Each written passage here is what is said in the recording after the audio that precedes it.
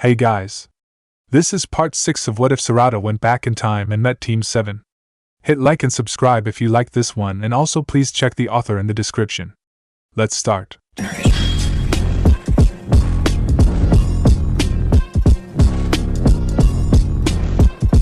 Chapter 19. Kakashi clenches his fists, his entire body drawn taut. There's more going on here than just keeping watch over a potential enemy, and they need to find out what it is. But getting information from this crazed, ghostly man is like trying to walk through an abstract painting. Kakashi has all manner of experience getting people to talk. Interrogation techniques are basic training for Jonin and required for all ABU. However, in this case, they would likely all be useless. Jiken is someone that has been tortured before. More than that, his entire existence was based on sheer horror from what Kakashi understands. He can likely hold out for hours without revealing a thing.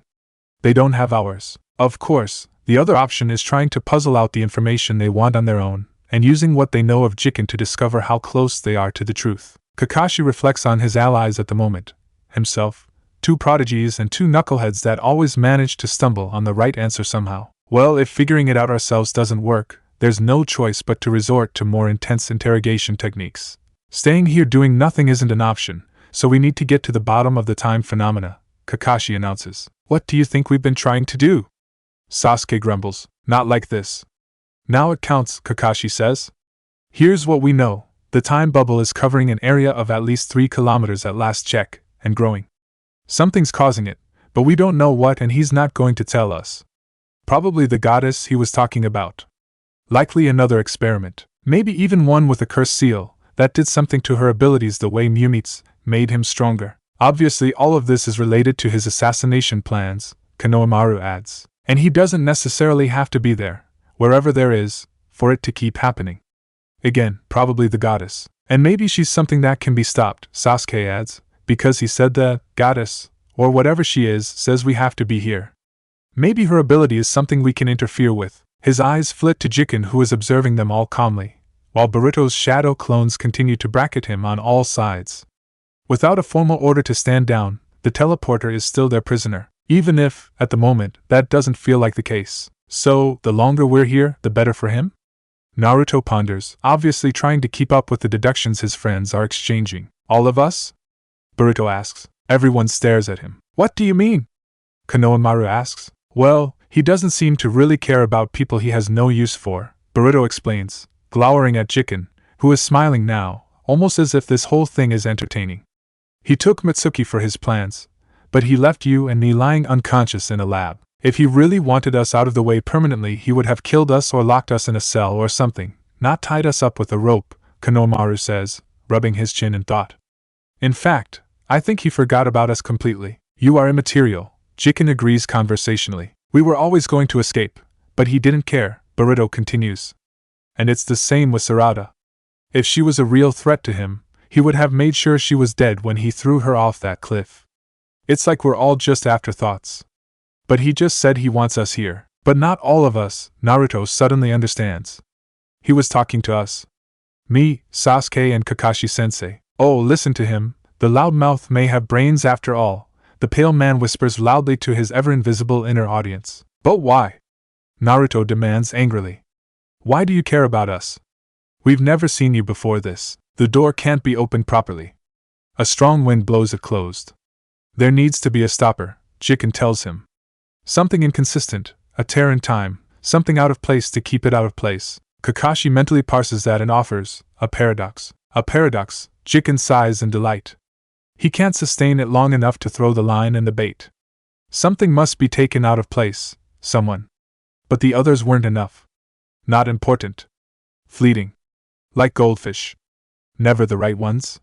But you. His cold eyes settle on Kakashi and his students hungrily. You 3 and the girl.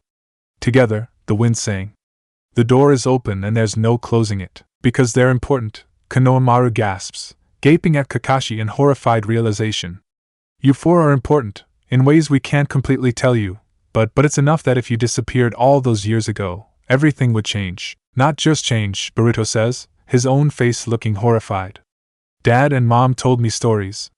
If you guys get stuck here, the whole world might unravel. Neither Sasuke nor Naruto know what to make of this, and even Kakashi is staggered by the absolute certainty in the younger Uzumaki's voice. Jiken is gentle, rocking himself back and forth now, as if swaying to a beat only he can hear. And you walk straight into my web, little flies. With every second, the wind is stronger, the paradox larger, and that's why you have no need to try to escape, Kakashi concludes flatly. Because you're going to let me go, Jiken agrees, clapping his hands together once in delight. Oh, it's a dilemma, I see. Can't kill him. He might be the only one who can stop the wind, yes? Might speak to his goddess, you think. But can't watch him. You have to run. Run, run, run. Far away. Seek the little girl, if she isn't already dead. Run for your lives and hope, even if it's too late. And now the sound he makes is nowhere near the whimpering, whimsical giggle from before. The laughter that racks his body brings tears to his eyes and looks physically painful. As Jiken's mirth washes over them, the Konoha shinobi aren't completely sure how to react. Kakashi watches Konohamaru, whose grim expression probably reflects his own as both the Jonin try to plot out their next move. The irony of the situation is not lost on him, however unappealing it is. Kakashi's earlier attempts to keep Sarada from speaking of any future changing information were utterly in vain. The danger to the timeline is not Team 7 learning anything that will personally affect their future lives, but their mere presence within the time bubble itself. Team 7 is sustaining the paradox, and as Jiken pointed out, there's nothing they can do about it from in here. The longer we stay here, the more likely it is reality will rip itself apart. Kakashi's immediate choices are limited. Stopping Jiken permanently could potentially make things worse, if he is the only one with enough knowledge or clout to end the temporal phenomenon. Trying to watch over him here, in a ward he will likely eventually escape if he gets one lucky break, is a race against time itself. Shadow clones are not a deterrent forever, even if Naruto and Boruto switch off to conserve chakra. Letting the crazed man go brings up another dilemma. Either pursue him wherever he intends to enact his final plans and try to stop him, thereby keeping the paradox alive and constantly getting stronger, or make a run for it. Find Sakura, wherever she is, and get back to Konoha, assuming the time distortion hasn't made it that far already. All of which leaves the problem of Jiken and his machinations on the conscience of the next generation. Konohamaru may be a Jonin, and Boruto a genius, but it's more uncertainty than Kakashi is comfortable with. And yet, Boruto, Kakashi says, the words tasting bitter on his tongue, stand down. What? The blonde boy demands, and his voice echoes in stereo with Naruto. Kakashi-sensei, you can't be serious. His student gasps. You can't just let this guy go. He's a nut job. Yes. But it doesn't change the fact he's right. We have to let him go. This isn't a good idea, Konohamaru says, but there's a resigned note there. He's come to the same conclusion as Kakashi even as he tries to argue against it. Letting him go means opening us up to attack. He might teleport away, and then come after us again at any point. For that matter, if there is a paradox being caused by you being here, imagine what would happen if he killed you. All it would take is one person, Boruto says with a scowl. And right now, Aunt Sakura's enough of a question mark as it is. Normally I'd agree, Kakashi says, tilting his head back to Jiken before addressing him. But you don't really have the energy for it, do you? It's not just our role in the paradox that has kept you from escaping. It's that right now, you don't have enough chakra. It's one thing to blindside the unexpecting, even a Jonin, if they're unfamiliar with your techniques. But when there are two who have seen you in action and one of them has a Sharingan, that will be harder. He narrows his eyes. You could fight us, right now, but we're more than a match for you. Your odds aren't good, and you know it. I might still kill one of you, Jiken volunteers conversationally. That would be enough to sustain the paradox. Even if you did, we'd come after you, Naruto declares. You hurt one of my comrades and I'll kill you. And if you die, Sasuke says quietly, taking a step forward, then you wouldn't get your revenge. Which I think you want more than anything right now. Even trying to take one of us out. You wouldn't be able to stop us from dealing with your goddess when we go after her, either, Boruto adds. You can't harm her. She's invincible. The pale man snaps. So is this Orochimaru guy. But you've come up with a way around that, haven't you? Jiken's face twitches angrily at the name, but for a wonder, he does nothing more than clench his fists tightly. Looks like it isn't just us that need to make a decision, Kakashi remarks with false lightness in his words. Again, tense silence fills the ruined cavern, as each party waits to see what the enemy will decide. Eventually, Jiken lowers his head. Mutually assured destruction, the pale man mutters. It doesn't matter. Even if they leave now, there is no chance to escape before the goddess opens the door. The terms of truce are accepted. If I see you even twitch at any of my people, your life is forfeit, Kakashi warns him. Jiken nods once in acceptance. It's as good as they're going to get. Alright. Let him go. He nods at Boruto, who dispels his jutsu. His clones stand down, and with slow, careful steps Jiken moves out of the warded circle. He is always careful to keep his eyes on the Konoha shinobi, while they in turn close ranks to ensure no one leave their backs vulnerable. They might have just agreed on a wary truce, but to suggest they trust him is going too far. With a final frustrated, hateful look, he disappears. Let's move, Kakashi orders almost immediately, indicating for everyone to head for the only remaining tunnel out of the cavern. I think it will be more difficult to find his way back to us if he doesn't know where we are, which wouldn't be a problem if you hadn't let him go, Naruto grumbles. That isn't the problem right now. What the hell are you talking about? We don't even know where he went. I know where he went. Wait, what? Remember what I said earlier? I told you I left a chakra trace on him. Those are permanent. I know exactly where he's going. Wah. Then why the hell didn't you say so earlier? Because revealing your plans to the enemy is stupid? Sasuke suggests. Did you pay attention in any class at the academy? Not everything in life is about what you learn at the academy, asshole. This was. All this still doesn't leave us with a definite location, Konohamaru protests. Maybe he already knows about the trace. Or maybe he might figure it out and lead you in a different direction completely from where you want to go. Maybe not me, Kakashi corrects, giving the younger, older man a significant look. Meaning? Boruto prompts. Meaning it's not Kakashi who's going to track this guy down, Konohamaru says. It's going to be my team. And you guys are going to head back to where you came from. Or rather, when you came from. Naruto's face turns red with anger. Are you kidding me? That's the stupidest plan ever. It's logical, Sasuke allows, although his frown suggests he isn't any more pleased with the notion than Naruto is. Once we get out of these tunnels and get our bearings, Kakashi can figure out where Jiken went. Then we split up. You guys take him out, we get out of this time bubble. Even allowing for unknown factors, it's probably the best option, Boruto concedes. It's still completely stupid. You're just two people. Naruto cries. Mitsuki's already there. Once we save him, I bet he'll want to kick this guy's ass for whatever he's got planned, if he hasn't been turned into body parts. Naruto rages. And what about Sarada? You still have to find out where she is. Mitsuki is fine. He has to be, and Sarada, I bet she's with Aunt Sakura, Boruto says, though his uncertainty is evident. And Konohamaru? He's been poisoned and looking worse every second. Thanks, boss, the Jonin says dryly. Well, it's what we've got. Boruto snaps. And who knows, maybe Dad and Uncle Sasuke are already on their way here. Maybe they'll beat us there. It's still a huge risk, and it's part of the job not to make decisions based on personal feelings, Sasuke interjects. Are you seriously going along with this? Naruto demands, rounding on his teammate. We both know Sakura. And I assume it's the same for Sarada, the Uchiha boy says with forced neutrality. If they heard us arguing about letting the world get destroyed or going after them, what do you think they'd say? Sarada would punch me, Boruto mumbles. Naruto is still unimpressed. It still boils down to us leaving behind our comrades, something I swore I'd never do. The unrelenting expressions on both Naruto and Sasuke's face make Kakashi's heart ache. This is the exact same argument he had with Obito the day his friend died. He's always seen the parallels between himself and Sasuke, but watching it unfold once more is not just eerie. It's painful. But Sasuke, instead of maintaining his aloof facade, suddenly snaps. It's not just comrades I'm leaving behind. He snarls. They're going to be my family, and if we don't save everything else, then there's no point. If I'm the powerful shinobi that everyone says I will be in the future, then I know that my future self is also probably on the way to stop whatever's going on right now, especially if that damn toad brat got through. And if I'm on my way, you're probably stumbling along after me, 10 times as annoying as usual and bitching about your idiot kid being in trouble. Watch who you're calling idiot.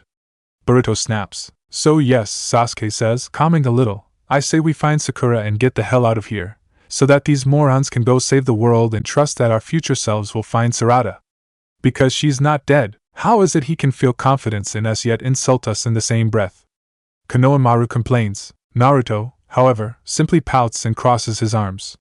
His anger dissipates as quickly as it built. I wouldn't be stumbling, he mumbles, sulking a little, but he gives in. Kakashi's apprehension lessens, replaced with pleasant surprise. It's very rare that Naruto gives in so easily, but then it's also rare for Sasuke to speak so passionately about something. Both boys obviously recognize the seriousness of their predicament, if they can put their personal foibles aside in the heat of the moment, especially over so unpleasant a matter. This decision goes against what Kakashi himself believes. A hard-won lesson, but Sasuke is right. If Sakura knew they were even discussing this, she would never forgive them. And from what he's learned of Sarada in her short time with them, she would be just as insistent. Neither girl wants to be a burden or hold their teammates back, and a decision to sacrifice everything else for their well-being would be just that. The Konoha shinobi all consider each other, as if trying to make sure that everyone is on the same page. It's a decision that has to be unanimous, despite the general reluctance. It's a hard decision to discuss sacrificing a teammate, possibly two, if they don't act swiftly. Alright, Kakashi says. Let's get out of these tunnels and get to work. How exactly are we supposed to do that? Boruto wants to know. You guys have been trying for ages, and Konohamaru-sensei and I couldn't find a way out. We'll just have to fast-track the search, Naruto says, resigned and still not entirely in agreement with their plan. Still, he forms the hand signs for his multi-shadow clone jutsu. I can search ahead of us while we walk. And if there is no exit, well, we'll just have to make one. There's a puff of smoke and then the cavern is filled with dozens upon dozens of Naruto's doppelgangers. It's not the first time Kakashi has seen Naruto create an army of himself, but it never fails to impress. Sasuke, on the other hand, you couldn't do this before?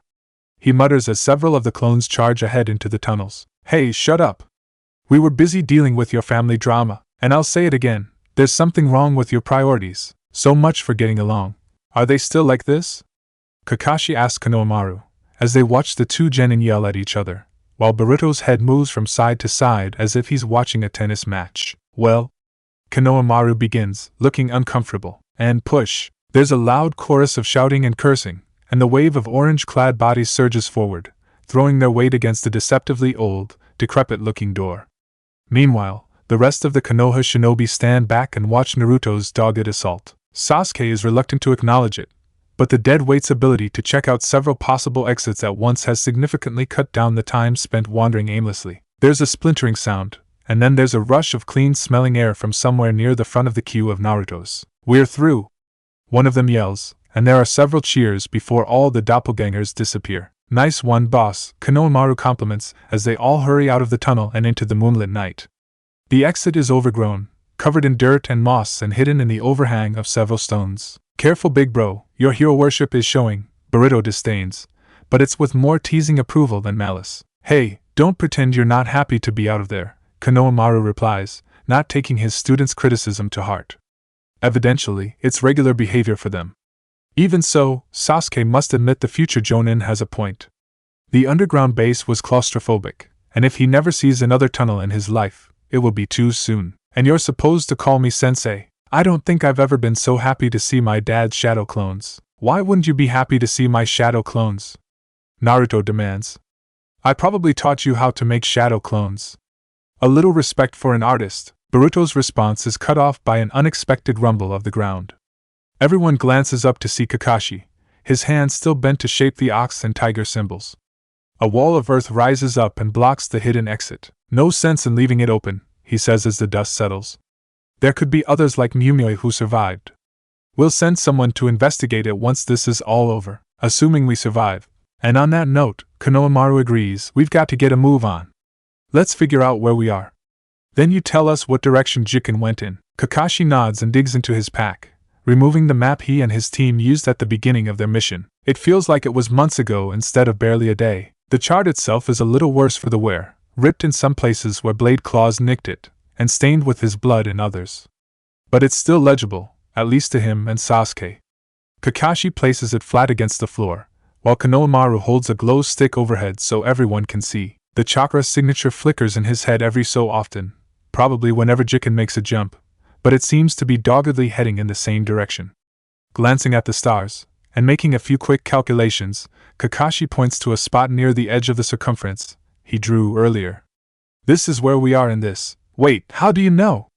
Naruto asks. Kakashi frowns at him. Didn't they teach you to use stars to find your position back at the academy? The boy shakes his head, and even Konohamaru and Boruto appear confused. Sasuke, my brother, the kid murmurs, looking as if he would rather swallow a razor blade than admit that. Kakashi sighs. In my day, they taught kids a lot more at the academy. You guys really are rookies. Yeah, well, anyone that says, in my day is old and needs to retire. Naruto shoots back. Kakashi doesn't dignify that with a response, instead trailing his finger down the map in a northeasterly path.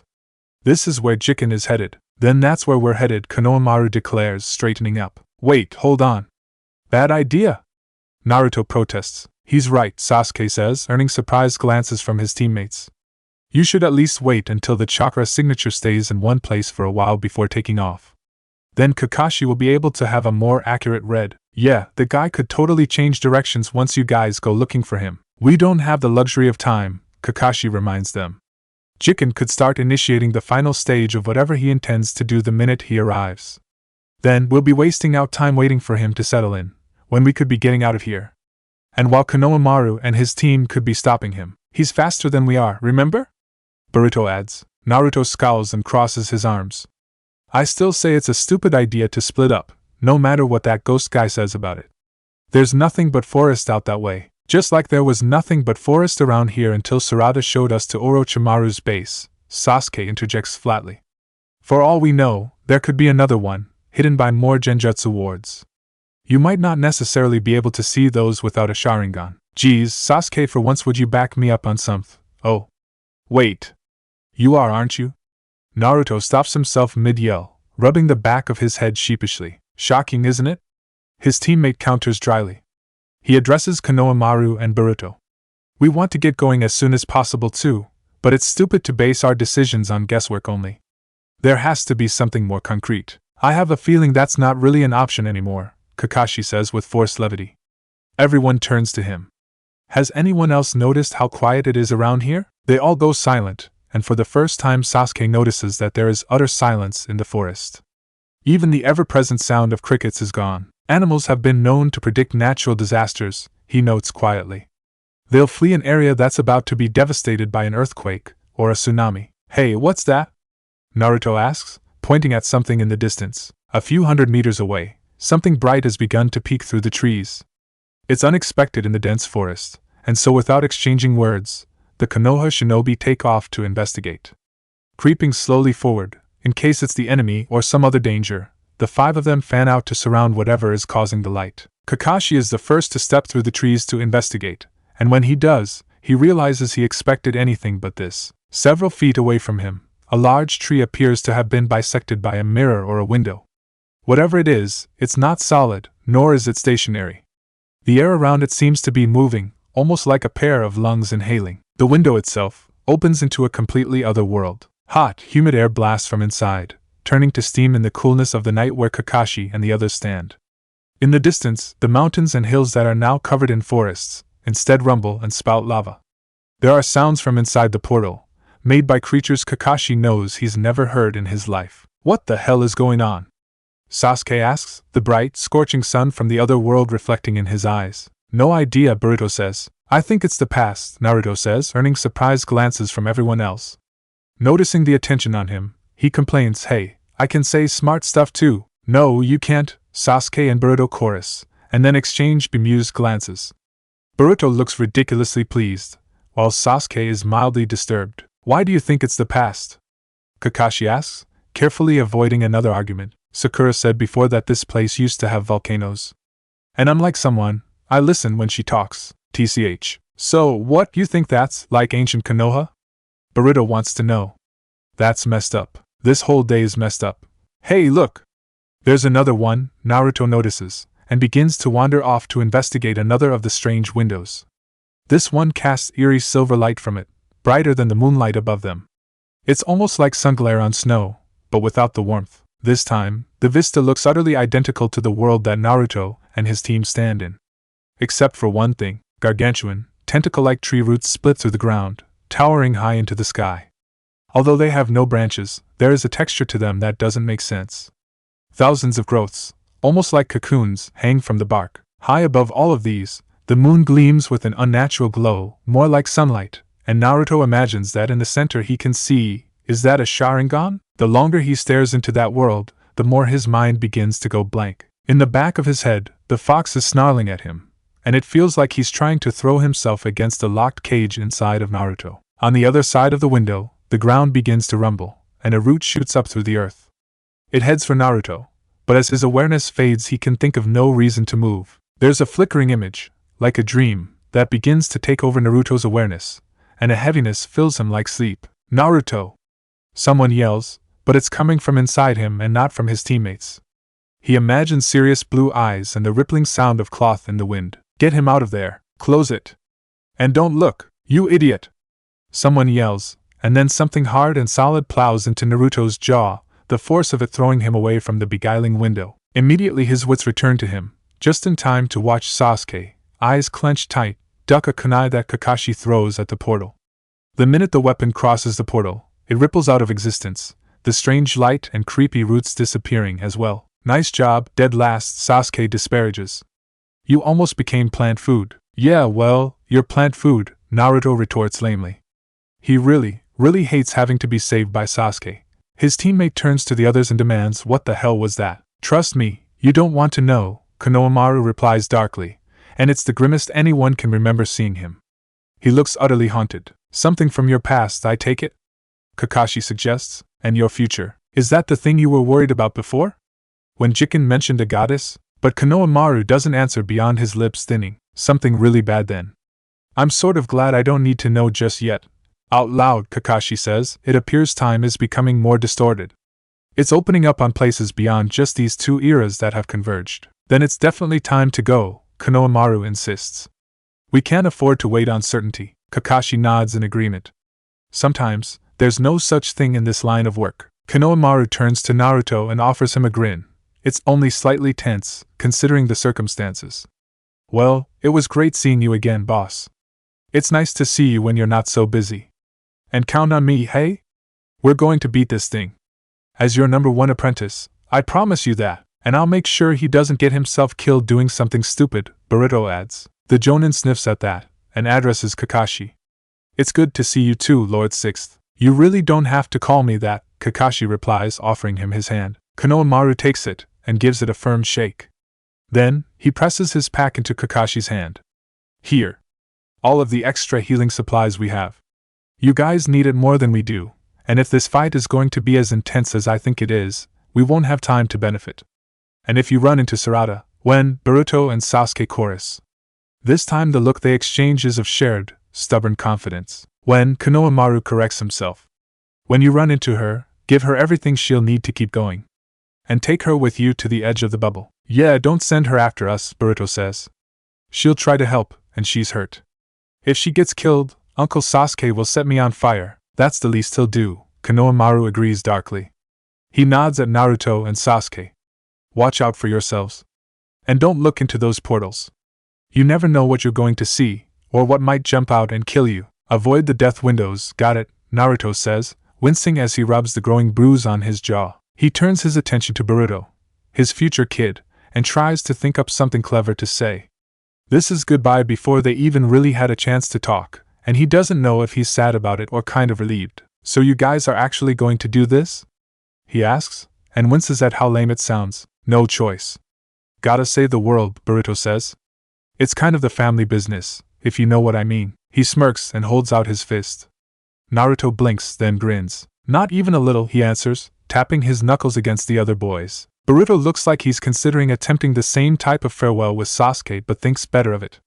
Instead says, "Hey, Uncle Sasuke, don't worry about Sarada. She beat up an army of clones once and won her first match in the exams in under 3 seconds. She's tough, and if it wasn't for me, she'd already be a Chunin." Sasuke nods once, the words having a surprising comforting effect. As expected from an Uchiha, he says stiffly. "You're so lame," Naruto tells him, and then stage whispers to everyone else, he's totally proud of her, he just can't admit it because he has a giant stick up his. "You two should go," Kakashi says.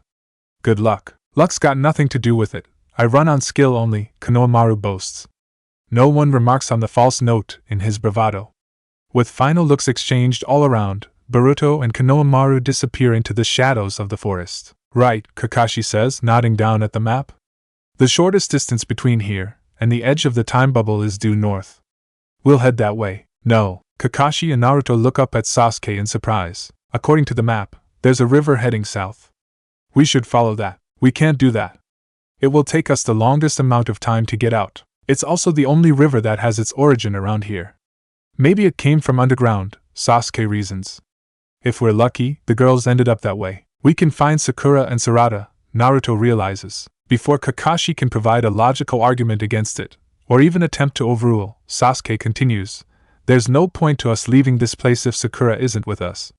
Last time I checked, she's part of the potential paradox we're causing. If we left now and she's not out with us, we might as well just go back to fight alongside Konohamaru and Boruto, which is still an option, Naruto pipes up hopefully. Kakashi is silent a spell, studying each of his students in turn before sighing. Neither option is the wisest one, but he knows which one his heart is telling him to go for. Fine, he agrees, cracking another glow stick for their journey. But we move fast. And cursory search only. We don't have the option of more. Right. Kakashi rolls up the map, and the three of them set off in unison. Watch out for those portals, he reminds them, taking the lead while Naruto and Sasuke flank him. They travel in silence for several minutes before Naruto is tempted to break it. Something has been nagging at him since back at the cave, he's just never had a chance to bring it up. Hey Sasuke, what? I was just thinking. Boruto's kind of protective, you know? Do you think our kids? Finish that sentence, and I will shove my fist down your throat. Chapter 20. Sakura remains silent as she watches Sarada determinedly etch a map into the dirt from memory. At least, that's what she assumes the girl is doing, because she can't exactly see it. With moonlight as their only source of light, she has enough trouble making out the other girl's profile, let alone the rough drawing in the dirt. All the while, she tries to ignore the mounting sense of apprehension. Sakura wishes she was used to all this by now. The life she has chosen is not one for the faint of heart. Even in the few months since graduating from the academy, she's experienced more than a few instances of genuine terror and danger. S-class criminals, giant snakes, and even a demon. This feels different. It isn't just the fact that she and Sarada are essentially planning to go up against a strong, deadly opponent who wields time travel and possibly the ability to end the world. In fact, that bit is still so extraordinary to Sakura that her brain hasn't even properly registered it yet, and even the idea of trying anything without the benefit of her teammate backing her up isn't as nausea-inducing as she expected.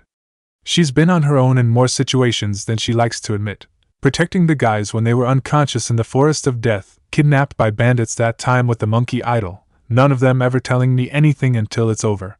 She clenches her fists at that last one. But right now, she is about to embark on something insane. Something on par with the crazy, half-suicidal stunts Naruto always magically manages to pull off.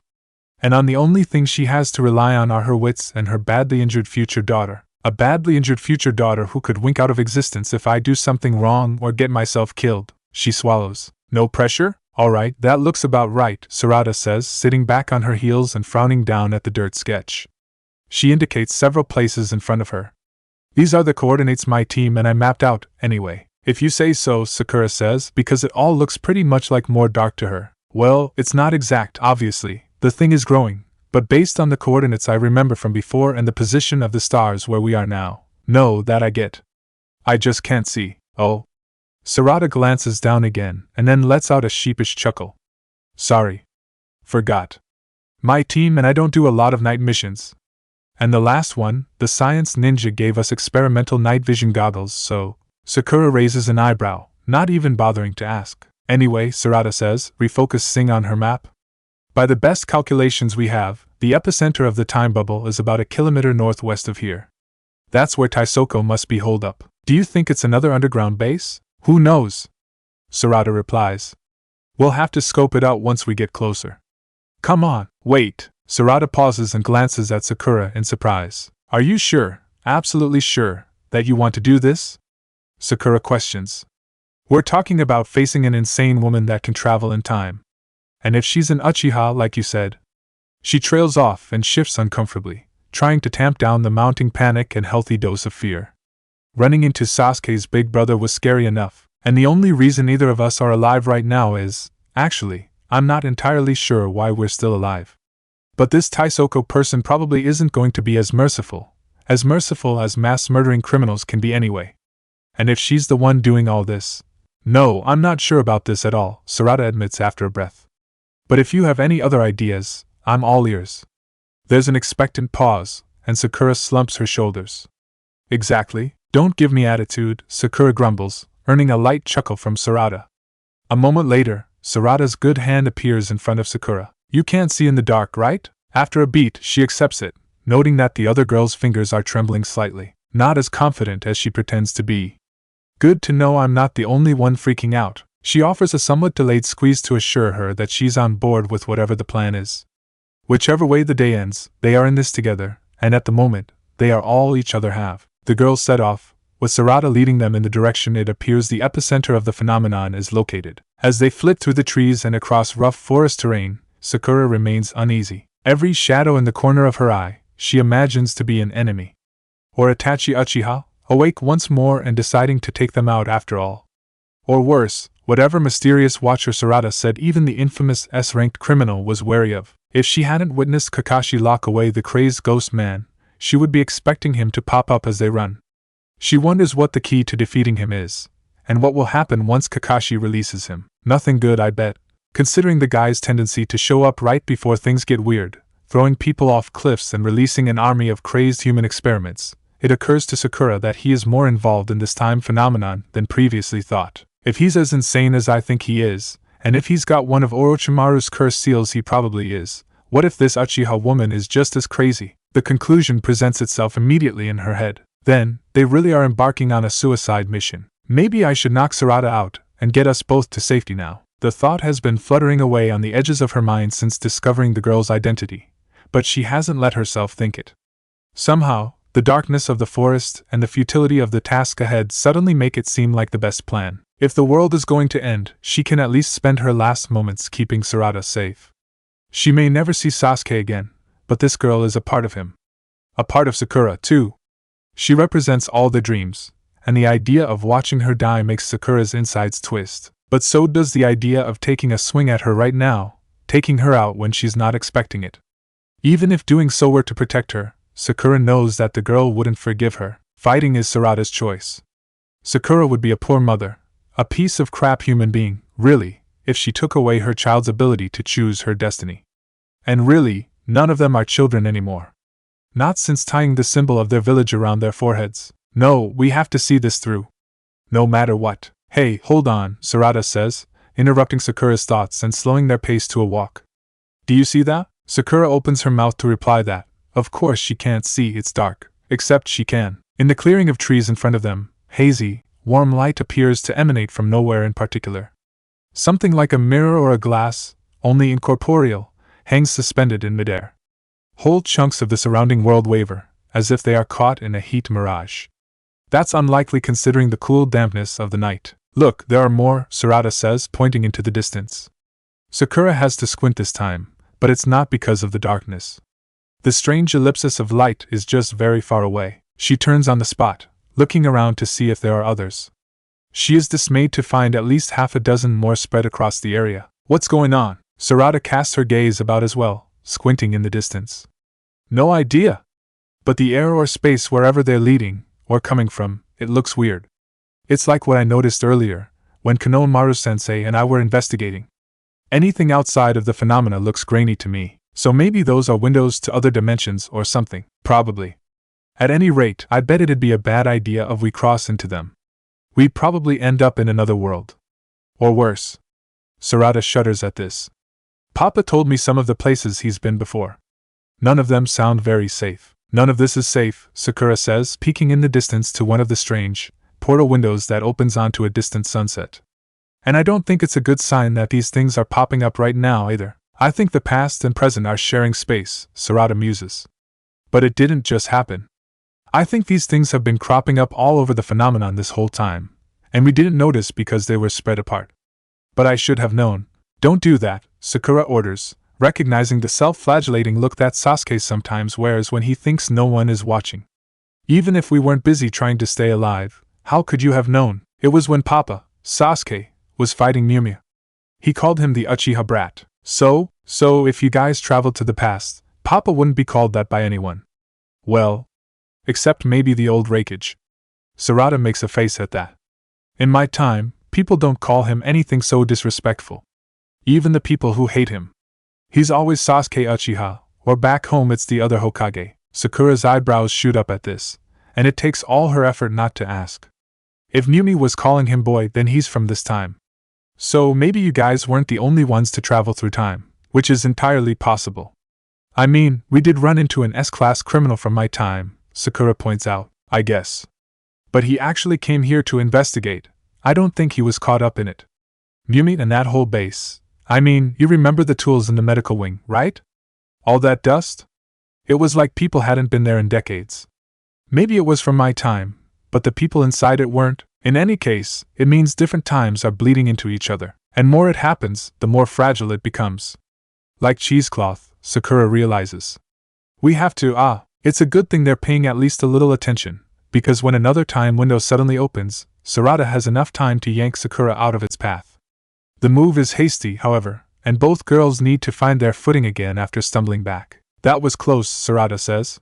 I think it was more than close, Sakura replies, staring up at the space they just occupied. On the other side of the blurring portal, a man in heavy armor and a helmet towers over them. In the background of his world, a scarlet sky is clogged with trails of smoke. He holds a long, bloody sword in one hand, and drags a decapitated head by its long black hair. Sakura hardly dares to breathe, hoping against hope that he can't see them. That hope is dashed a moment later when his gaze falls upon Sarada. Uchiha! He snarls, dropping his bloody bounty and lunging forward. The portal disappears around him the moment he has stepped through. Sakura isn't even aware that she's moving. 1 minute she's staring up at their latest attacker, and the next she somehow has Sarada's hand in hers and they're running away at full speed. The mysterious enemy follows them. What the hell is this? Sarada cries, her words barely audible above the crash and clank of their pursuers' approach. The past, I think. Sakura replies, her thoughts racing a mile a minute to analyze the new situation and come up with a way of reacting. That armor is old. Decades, maybe more, and he just attacked you for being an Uchiha, so… No way. Senju warrior? Really? But that's from like 100 years ago. I'll be sure to tell him that while he cuts us down. Sakura yells furiously, tugging on Sarada's wrist to make them veer sharply to the left. Hopefully with his extra armor, their follower will lose some of his speed, but she knows better than to bank on that. What are we going to do? We fight him, we'd lose. He's a fully grown adult. Probably Jonin level, if they even had that sort of thing back then. I can't remember if they had. Oh, who cares, we're about to die. He's after me, right? Sarada pants. Probably? The sound of a blade slicing the air close by them, close enough that the tip brushes against the back of Sarada's borrowed shirt, making her squeak. Definitely. Definitely after you. Protecting this girl is turning into a mission in and of itself. She's the most Jeopardy-friendly kid I've ever met, and I'm on a team with Naruto. Yeah, okay, I might have a plan. Is it a plan like throwing yourself off a cliff? Sakura challenges as they duck low-hanging tree branches and skirt around bushes that seem to appear out of nowhere. Or bringing down the roof of a cave on our heads? Because I don't like those plans. Sarada doesn't answer directly, instead suddenly yelling, brace yourself. Then Sakura finds herself shoved to the side by the other girl and goes flying off to the side somewhere. The man from the portal doesn't even pause to acknowledge her, still going after Sarada's quickly disappearing form. What are you doing, you little fool? Sakura screams, trying to stop the momentum of her fall and stand up at the same time. Her feet won't cooperate, and it takes longer than she'd like to get back to her feet. She feels like a giant bruise, and if that little brat survives this, I will throttle her, Shinaro. The path ahead is brighter than the rest, and Sakura realizes why a second later. It's another portal, this one leading to a brightly lit dawn. With this realization comes understanding at what Sarada is about to do. No! She screams, as Sarada runs directly toward the time portal that has just opened up. She shows no signs of stopping, and even if she wanted to, she couldn't, because the Senju warrior is barely a yard behind her. The only way to avoid the still swinging blade of his sword is to keep running, even if that puts Sarada into a completely different world. Sarada! At that moment just before Sarada gets to the portal, the Senju warrior bellows out a triumphant call and brings his sword down toward her head, only for it to cut through the air as Sarada disappears. The momentum of his body pulls him forward into the portal, which ripples and disappears behind him. Sakura's lungs constrict in confusion and dismay. A hand lands on her shoulder and she screams, whirling around to find herself eye to eye with Sarada. How? What? How? She splutters. 3 very good questions, Sarada answers, bent double as she gasps for breath. Shushin. I cut it close, though. I had to, or he wouldn't have gone through the portal. I figured that's what was needed to close it, to disturb whatever's keeping it open. You saw the portal to his world disappear when he came through, right? Sakura gapes, parsing that, and then repeats, Shushin. Yes, that's a D-rank technique. Yes? You used a D-rank technique against a raging, homicidal Senju warrior? Lord Sixth always says to keep it simple. And apparently Uncle Naruto once helped save the world using his stupid sexy jutsu, so… Sakura opens her mouth, isn't quite sure how to react to that, and then decides not to question it. It's just another mark of how unbelievable this girl from the future is. Instead, she says, how did you know that would work? I didn't, Sarada says, and then winces, reaching behind her with her good hand. And looks like it was close, too. She turns around, showing off a long slash across her back where the man's sword grazed her. The wound isn't deep, but it stains the remnants of the Uchiwa symbol. I don't get it. How are you not dead yet? Sakura can't help wonder, tallying up all of the injuries she's seen Sarada take today. I mean, even Sasuke would have a hard time standing right now, but you're making jokes. It's thanks to you, actually, Sarada says. Future you. My mother started teaching me to store my chakra, like she could. It's not exactly full self-healing like what she and Grandma Tsunade can do, but it increases muscular endurance and cell regeneration. If I hadn't started learning that, I'd have died when that ghost guy threw me off the cliff. Wow. I want to meet me, Sakura remarks blandly. Then she narrows her eyes at Sarada and shoves her finger in her face. If you don't start letting me in on your plans, you're grounded. What? I've never been grounded in my life. Yeah, well, you'd better damn well pray I don't remember this then, Sakura grumbles, squinting up at the sky. Now come on, before I change my mind about knocking you out.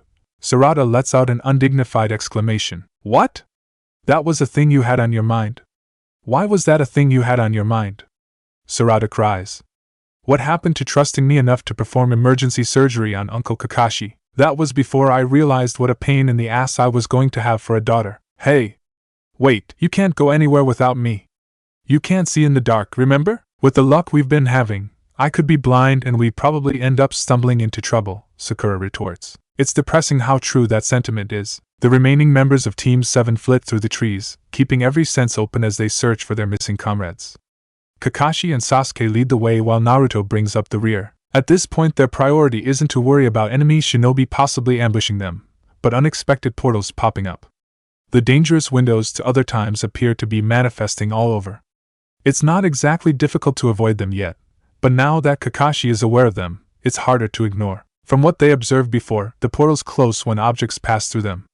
As such, if they ever pass near enough, all three of them will occasionally lob a pebble or tree branch into the opening, attempting to close them as they travel. It's a stopgap measure at best, because nothing but his team leaving the time bubble will completely end them, but it's something. At least it makes the kids feel more useful. At one point, one of portals begins to form several yards in front of their advancing squad, and it's only a quickly thrown kunai from Kakashi that closes it before they head through that space. He doesn't want to think about what would happen if he or the boys accidentally passed through one. Kakashi hasn't been looking too closely into the portals, as Konohamaru warned. In fact, the minute he and his students see anything that appears to have that uncanny, silver light, they veer away, making a long arc around it. That's one secret to the future I can live without knowing in advance. Even so, not looking into the portals doesn't stop noises from filtering through the night. Most windows are silent and calm. Most likely, these open into times when this forest was still just forest. But sometimes there are other, more troubling resonances, cries of animals he has never heard before mixed with the shouts and screams of men dying in battle. He's not sure which one makes him feel more uneasy. That is, until his ears pick up the hum of skirmishing close by. The sounds are somewhat clearer and less distant than anything beyond the time windows. Kakashi raises his hand to indicate they should stop, tilting his head to one side. Is that happening here or somewhere else? Naruto asks, landing beside him and Sasuke. I'm not sure, Kakashi admits, not wanting to completely discount it, but also not entirely keen to alter their present course. Stay here, I'll check and then. Shinaro! The achingly familiar yell is followed by a dull, shaking explosion that makes the tree he and the boys are standing on vibrate slightly. Sasuke's eyes go wide. That was Sarada. Kakashi doesn't even have time to give a command or turn to his students. Sasuke and Naruto are already gone, headed in the direction of the familiar voice. Although relieved at the confirmation Sarada is indeed alive, Kakashi can't help but be wary. That shout and the explosion probably mean she's in danger. He puts on a burst of speed, managing to pull ahead of the boys and grabs them both before they throw themselves into some rash action, or accidentally through one of the time windows. Neither looks as if they are thinking rationally right now, and jumping in at the wrong moment could be disastrous. Wait, he cautions slightly, keeping a firm hand on both boys, all the while squinting through the foliage to assess the situation. The first thing he makes out, not unusual, considering her hair, is Sakura. Kakashi lets out a breath of relief. He's been operating under the assumption she was alive, but it's nice to get confirmation. What's odd, however, is the particular facet she currently presents. In fact, he would go so far as to say that might be the reason the boys are holding themselves back, rather than his own grip on their shoulders. Sakura stands weaponless, but with arms raised in a guard position. Bruises and bloody scratches cross every bit of her exposed skin, and her tunic has been shredded, the frayed edges brushing the bottoms of her hips. Her eyes are hard and determined, an expression her team doesn't see very often, and her entire frame is poised to ward off an attack. A trickle of blood runs from the corner of her lip, beneath the most recent-looking, fist-shaped bruise. Behind her, Sarada kneels on the ground, panting in exhaustion. Her previously uninjured arm is cradled across her knee, the wrist hanging at an odd angle. Judging from the crater several meters away from both girls, she tried to use her strength again, but without the proper amount of chakra to back it up, was unable to cushion herself from the impact. Surrounding them are a squad of 3 black-clad figures, one facing the girls, while 2 others warily keep their eyes on their surroundings. A 4th lies twitching in pain on the ground, foot caught in the broken earth there.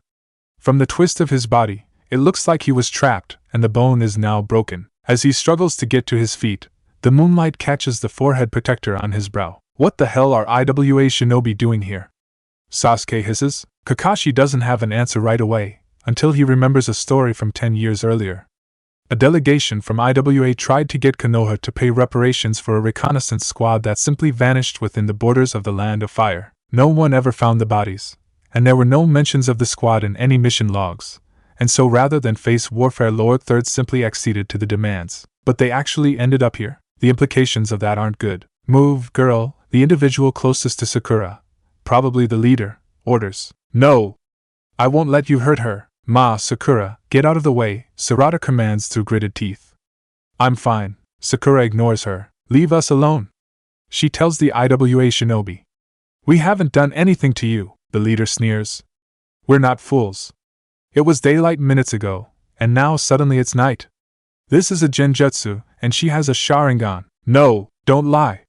I've faced her kind before, I know their talents. If it was genjutsu, you could dispel it. No, I can't, which means it's stronger than the norm, and the only way to get out of something like that is to make the caster falter, he sneers, stepping carefully forward. Which is what we're going to do, whether you move out of the way or not. He raises a hand threateningly at Sakura. There's a sheen of blood on his knuckles, and Kakashi realizes that this is the one responsible for the most recent injury to Sakura's face. He's not the only one that makes that connection. Tajikaga Bunshin. Naruto growls, while Sasuke's fingers fly, forming the familiar signs of the Katan Hosenka. Naruto's clones appear around the Iwinin, throwing themselves in between the girls and the enemy shinobi. As they immediately attack or try to dodge Naruto's clones, Sasuke flings several shuriken into the melee, concealing them in the flames of his jutsu. Using the chakra to control their trajectory, he sends a volley of flame and metal at the Iwinin. He takes out 2 of them at the knees, while one of Naruto's clones lands a lucky blow on their leader. The real Naruto and Sasuke throw themselves into the fray. Sasuke! Sakura cries in surprise and delight as the Uchiha boy lands in front of her and Sarada. Kakashi can't help rolling his eyes here, because, of course, Sakura, you and Sarada get down. Sasuke orders, catching an incoming kunai with one of his own. It won't be enough to take out the entire squad, however, especially if any of them are jonin, and so Kakashi gets involved as well, moving rapidly. He weaves through clones, blades and fire, and grabs hold of the enemy in the instances where they try to recover. With quick, economical movements, he snaps their necks. He doesn't like to kill in front of his students, but right now there is no time to capture and interrogate a group of Iwinin from the past. The flames dissipate, as do Naruto's clones, leaving only Team 7 and Sarada in the clearing. Sakura eyes the bodies of their attackers for half a second, before glancing up at her teammates. You guys found us! Sarada cries. Hey, Naruto greets, beaming at the girls. Looks like we're the big damn heroes this time, huh, Sarada? Took you long enough to find us, Uncle Naruto, she grins, then limps around Sakura to hug him, despite the strain it puts on her arm. Naruto turns pink. There's not many people in his life that voluntarily embrace him, not people he met barely a day before. Sasuke scowls at this display, stepping cautiously toward her as well. Sarada watches him over Naruto's shoulder, and pulls away, eyes wide and beseeching. Sasuke finds himself considering Sarada uncertainly. He's not exactly sure if he should say something right then, or if she expects to hug him as well. Before he can conquer his indecision, however, Sakura gives a half laugh, half sob and throws herself forward. "I'm so glad to see you guys," she cries in delight, grabbing both her teammates around their necks and pulling them into a close, somewhat painful hug. "Sakura, you're choking us. We thought you guys were dead," Naruto says, gasping a little when she finally releases them both. Again, he is pleasantly surprised, and this time a little embarrassed, by the impromptu hug. Especially considering, well, it's Sakura. Even with the future set, he still cares a lot about her. Besides, she smells nice. Why do girls always smell nice? Is it a rule or something? Beside him, Sasuke's face is tinged with more color than usual, and he avoids looking directly at Sakura. As if she suddenly remembered herself, Sakura's eyes widen as well and backs up a few paces. Hi Sasuke, she squeaks, her face darkening as well. Look, I kept Sarada safe. See? Aside from the broken bones, of course. From the magnitude of her discomfort, it's clear even without her saying a word, she knows who Sarada's mother is. Sasuke shifts, at a loss of what to say, but eventually manages an awkward "yeah, good job." Whether the rare instance of praise is brought on by genuine emotion or simply not being sure how to acknowledge the truth, Sakura doesn't know. But she can't help the smile that breaks out on her face or imagining that Sasuke's gaze softens just a little. For a moment, it feels like there's nothing in the world but her and Sasuke, and she wonders if this is what Sarada meant. Alright, Naruto complains. Enough with the eye sex already, we have stuff to do. The moment shatters. Instantly Sasuke and Sakura put a good 3 meters of distance between each other, both their faces so red that even in the shadows of the moon and Kakashi's glow sticks they are visible. "Uncle Naruto!" Sarada howls, sounding supremely disappointed and possibly grossed out. She aims a punch to his head, and both cry out in pain. "What's the big idea?" Naruto complains, rubbing his head while Sarada cradles her knuckles. "You're an idiot, is what," Sasuke grumbles. "I'm glad you're alright. Both of you," Kakashi speaks up, unable to completely fight off the smile at the sight of not one, but both girls. It shouldn't surprise him that the protectiveness he feels for his female student has effortlessly extended to her daughter as well. "We couldn't be sure." "Well, alright might be a bit of a stretch," Sarada says, wincing. On that note," Kakashi says, bringing out the pack of healing aids Konohamaru left him. "These should help." Sarada brightens at the sight. "That's Konohamaru-sensei's." "You mean he's alive?" She looks around, trying to find a sign of him. "But where?" Naruto and Sasuke can explain, Kakashi cuts her off. "We have to get moving. Sakura, help heal her as much as possible. As soon as I get back from disposing of these bodies, we're getting out of here." "What do you mean out of here?" Sarada questions, while Sakura repeats, "Dispose?" He nods, but doesn't answer, already hefting one of the corpses over his shoulder. He's seen a few portals to that strange volcanic world. History remembers these Iwanin disappearing, and who is he to argue with it? "Where's Konohamaru-sensei?" Sarada repeats once the Jonin flash steps away with the bodies. "And Boruto?" "He was there in the cave, I saw him, but he's not." "He didn't?" "He's fine," Naruto assures her. "At least we assumed so," Sasuke adds darkly. "What's that supposed to mean?" "It means sit down and let's fix your injuries, and then we'll tell you," he retorts, pointing to a nearby tree. Sarada wants to protest, but she knows they're right. Besides, with Kakashi momentarily absent, there's nothing else to do. She opens her mouth, but Naruto interjects, "Don't argue with your old man." He sniggers, and ducks Sasuke's attempt to punch him again, but completely forgets to avoid the swift kick that follows it. Inappropriate humor and violence aside, Naruto and Sasuke are right. The four of them crouch down at the base of a tree, with the boys keeping an eye out for any more unexpected attackers, or opening portals, apparently. Meanwhile, Sakura concerns herself with applying whatever healing aids they got from Konohamaru to Sarada's injuries. Luckily, in addition to a good amount of chakra replenishment patches, some of the tubes look like the standard-issue healing bombs her mother pioneered. Which means they'll be the most effective. "You should treat yours, too," Sarada tells Sakura, but the other girl shakes her head. "You need your arms more than I need to look pretty," she tells her, and then beams. "Besides, I have this amazing concealer at home. When you use it, you can't even tell." Ino gave it to me after the Chunin exam. It's a lie, but Sarada knows better than to push it right now. Instead, she turns to the boys. So what's going on? Where's Boruto? You're awful concerned about him, Naruto remarks innocently, his eyes turning sly and squinted. Sasuke elbows him. He's fine. Probably on the way to save your other teammate. Mitsuki's alive too? Sarada cries, wincing as her movement jars something. Sakura snaps at her to stop moving, and she lowers her voice. How is he still alive? It makes no sense. We'll get to that. Before we do, there's the matter of Jiken. Who? Asks Sarada, the ghost. He has a name now? Sakura cries. It would seem so. How'd you find out? He told us. We had to let him out of Kakashi-sensei's crazy weird Sharingan dimension, Naruto puts in, not liking Sasuke being the one with all the answers. You what? Sakura demands.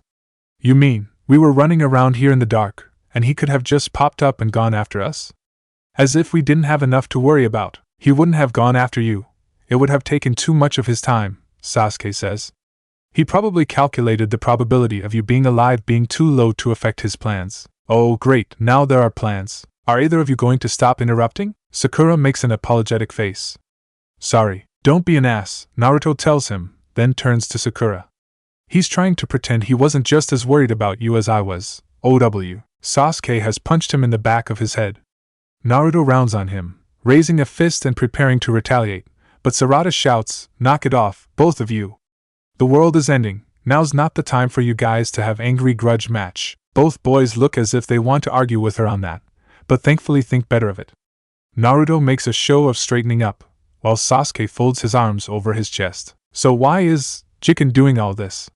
Sarada wants to know, relaxing as the pain in her left hand completely disappears. The cracked knuckle is already mending, and she feels the chakra patches seeping into her skin. He's trying to open up a door to the past, to when Orochimaru was still a child. Apparently, he wants to kill him, but he can't do that. Sarada protests. If he does, everything will change. Sarada, if you don't stop moving, I'm going to knock you out after all, Sakura says with a deceptively crisp pleasantness that has her sitting back with a scowl. Instead of getting angrier, she sullenly goes on, trying to keep calm. So Jiken wants to go back in time. But what does that have to do with Mitsuki? Jiken wants to use Mitsuki, because of some blood similarity, Sasuke says. Konohamaru said some jutsu are specific enough to require certain blood types. At least that's the impression I got. That's maybe not impossible, but highly improbable, Sakura frowns in thought. I imagine Orochimaru or Kabuto have concocted some kind of device to enhance chakra and abilities. I don't want to imagine. Naruto shudders. Even if they did, time travel isn't Jiken's ability, Sakura notes, as she finishes rechecking Sarada's bandages and fitting the last patches in place. He's working with someone else, Naruto declares, jumping on the change of topic. Or maybe he's working for her, I don't know exactly. He called her a goddess, so probably he's working for her. But then again, he's not exactly the sanest guy ever. Understatement. Kakashi thinks it's just a very skilled shinobi, Sasuke says. Someone who has figured out how to manipulate time. Sarada shifts uncomfortably here, and glances at Sakura. Her mother's face is drawn, eyes flitting to Sasuke and then back at her. She gives a minute shake of her head, a warning. Wish I knew how, Naruto grumbles. But that ghost jerk wouldn't tell us. It's got to have something to do with that freak Orochimaru though. Man, I hate that weirdo. He's a bit peculiar, Sarada admits reluctantly. But he's always been nice to me. In a weird way, but still, if he's been experimenting on this individual, it's likely that he or she has a curse mark magnifying their ability, Sasuke muses, ignoring them. And that ability is probably some kind of forbidden jutsu. It's not really a forbidden jutsu, Sarada says before she thinks it through completely. Just one that was lost a long time ago. It shouldn't even exist in this time, Sasuke frowns. What do you mean? Now Sakura is almost glaring at Sarada, quickly relaxing when Naruto gives her a funny look. You're not going to believe this, Sarada says, taking a deep breath, but there are stories in my family about a woman who had an advanced Sharingan ability, one so powerful she could travel in time. Your family? Naruto repeats. As in an Uchiha? Sasuke tenses. That's impossible. That's what I thought, but then I remembered the legend. Apparently, she could skip ahead by weeks and months. Sarada quickly relays the highly edited version of the story her uncle told her. I've never heard about this, Sasuke says, eyes narrowed. Well, it's an old legend. Like, before the first Hokage's time. Then I would have heard about it, but I haven't. It's not something you're going to find out until my time, Sarada says carefully, mentally promising to tell her father all about it if they survive this adventure. Sasuke doesn't appear to buy this, but switches tracks. If you knew about this, why didn't you mention something before? Especially once we realized that time travel was involved? Yeah, seriously, we could have saved a lot of time if you'd said something before we went rooting around underground, Naruto complains. Well, I wasn't really thinking about it before. Sarada protests. Not really, I mean, this Uchiha woman was supposed to be able to move just herself, okay? I didn't realize she could do it on a large scale, so I didn't make the connection to what was happening here to her. Something must have happened to bring her here, and we think she might have been captured by Orochimaru and experimented on. We? Sasuke repeats, glancing at Sakura suspiciously. Her jaw is clenched, and she looks pained, as if she is biting her tongue on something. She swallows and says, right? We were taking about it. While we were trying to get back here. Because, it was just us for a bit. Sarada winces, and that's where I get my inability to lie from. Chapter 20, Interlude 3. When Mitsuki wakes again, he can feel his extremities once more, though he wishes he couldn't. Pain radiates throughout his entire body, and his head swims, the sensation akin to standing up too fast, except it doesn't go away and he is lying supine. He is strapped tightly to some kind of gurney, and someone has stripped him of his shirt and shoes, leaving arms and ankles exposed. Wires and tubes snake into his arms, intravenous lines dripping something yellow into his body. When he tries to build up his chakra, to destroy the offending tubes with lightning, or slip into his senjutsu, nothing happens. Chakra and strength dampening mixture, he realizes with a nauseous feeling in his stomach. It is not entirely because of the situation he is in, or the memories it evokes. His body feels too light somehow, and he cranes his head. It's difficult, because something heavy is strapped across his forehead and temples to keep him in place. But he can see the lines of dark red liquid draining out of him. Exsanguination, he realizes out loud. Clever boy, the woman's voice rasps, and his eyes flick across the small room. The woman remains fastened to the wall, but her eyes are trailing figures that move around the room. Mitsuki can't get a great look at them, but he thinks that's where the smell of unwashed bodies comes from. The woman needs hands, and these creatures act as such for her. There are quicker methods than this, then, he tells her calmly, while trying to locate an exit or any information that might aid in his less than likely escape. Not if you are meant to remain alive, she replies coolly. Not if more is needed. As soon as you reach the lowest amount of blood needed to survive, we will replenish. For what purpose? To take more. He clenches his fists, and immediately regrets it, because the movement makes his head spin. His eyes rest on several bulky pieces of tech arranged beside the woman. He hadn't noticed them before, but now he wonders how he couldn't have. I've seen those before, he says thickly. In my parents' lab. The equipment works much like a ninja tool, allowing an individual to store up their specialized abilities and target them somewhere specific. Another machine amplifies abilities over a large area. Used together, though, there's a sneer in her voice when she speaks. I learned much, watching your parent and his underling, she says coldly. And by being used by them, like a tool, and discarded just as easily. That's what's causing the ghosts, Mitsuki realizes. You're reaching through time, and the fallout is settling over everything. Different timelines are interacting with each other, she sniffs. The first attempt to use the machine did not work. It caused a small rip in the timeline. Too small and too unstable. It needs time to warm up. But the longer it runs, the larger the area it affects, Mitsuki protests. The residual energy would bleed out over this entire area. It might even reach other countries. It is an operational risk, the woman dismisses. One of the creatures, he sees now it resembles a bat and human hybrid, nears him and replaces the bag with more of the yellow fluid. My abilities have always had a drawback. I may travel back in time, but once I do, interacting with my past self causes me to wink out of existence. I lose all the knowledge I have gained. If I were to go back now, my past self would simply repeat all the same mistakes. His brain struggles to parse what she is saying as the newly added drugs begin to work. But with the machine that allows you to set a target, you can protect yourself from the fallout. Yes. I can effect change from here and remain safe from the consequences. A time field within changing time. Then why do you need me? The problem with this machine is it was built based on Orochimaru's original model. It has biometric controls to prevent anyone other than him to operate it, she says. or anyone who does not share the same DNA. She smiles grotesquely. But now we have more than enough of that. Chapter 21. It makes no sense, Sasuke reiterates. Even if this mysterious Uchiha you're insisting existed, even if she could manipulate time, no human should have the ability to do what she's done without augmentative technology.